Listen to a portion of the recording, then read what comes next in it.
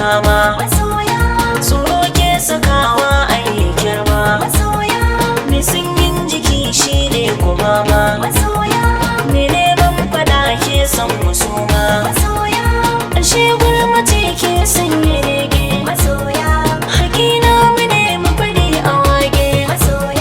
Cikin nishaɗi mi faɗakarwa. Sai mai hankali ya ji ya yi kewa. Mai rai watan zai zama gawa. Ki kwantar da kai karki ɗagawa. Ga wata shawara wata zo da zano. Ki binne sirri na kar a gano. Kwatancin ki za ya wuce misalto. Yancin duka mata za ki kwato. Kin fi gaban shirin mai miki kwanto.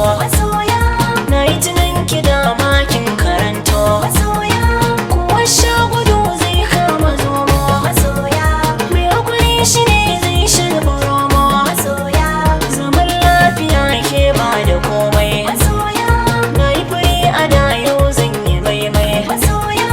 A suna na Hausa